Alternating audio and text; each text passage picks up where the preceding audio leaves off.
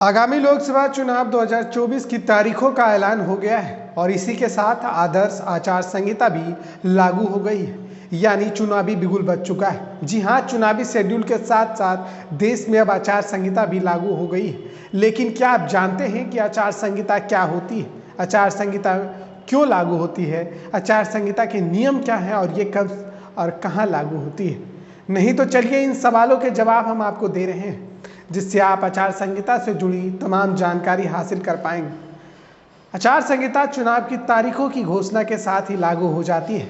आचार संहिता चुनावी प्रक्रिया संपन्न होने तक लागू रहती है, यानी चुनाव की तारीखों की घोषणा के साथ ही आचार संहिता देश में लागू हो जाती है और वोटों की गिनती होने तक जारी रहती है। भारत में संविधान के अनुच्छेद 324 के अधीन आदर्श चुनाव संहिता को इसलिए लागू किया जाता है ताकि चुनाव पूरी तरह से निष्पक्ष और स्वतंत्र रूप से हो सके।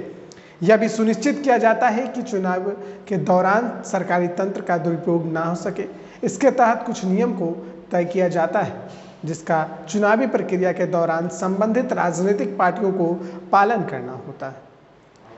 चुनाव आचार संहिता को चुनाव की तारीखों की घोषणा के साथ ही लागू कर दिया जाता है और यह चुनाव समापन तक जारी रहता है।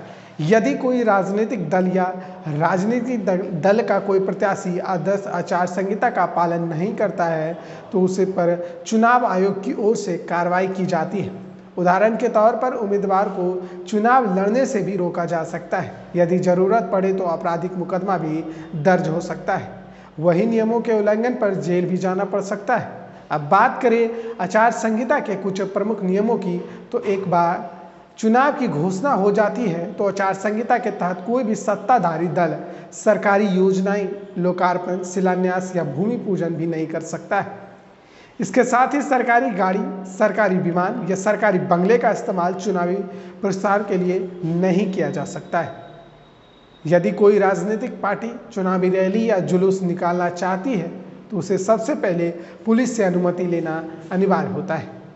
कोई भी राजनीतिक दल जाति धर्म के आधार पर वोट नहीं मांग सकता है और न ही इस तरह की गतिविधि में शामिल हो सकता है। चुनाव प्रचार के दौरान किसी भी व्यक्ति की जमीन या घर या कार्यालय की दीवार पर उसकी अनुमति के बिना पोस्टर, बैनर या झंडा नहीं लगाया जा सकता है। मतदान के दिन शराब की दुकानों को बंद रखा जाता है। चुनाव में शराब और रुपयों को बांटना भी मना है। यह भी ध्यान रखा जाता है कि मतदान शिविर साधारण हो और वहाँ किसी भी तरह का प्रचार सामग्री मौजूद ना हो।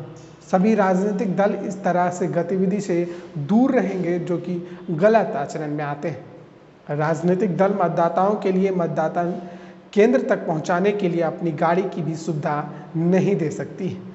राजनीतिक दल किसी भी मतदाता को अपने पक्ष में मतदान कराने के लिए डरा या धमका नहीं सकती है। आपको बता दें कि आचार संहिता की शुरुआत 1960 में केरल आम चुनाव से हुई थी। उस समय राजनीतिक दलों से बातचीत कर इसका दस्तावेज तैयार किया गया था। 1967 के लोकसभा और विधानसभा चुनाव में भी आचार संहिता का पालन किया गया था। बाद में अलग अलग नियमों का जोड़ा गया है। ऐसे ही तमाम खबरों से जुड़े रहने के लिए देखते रहिए हमारे साथ बिहार 24 न्यूज़। मैं कुमार अमरे।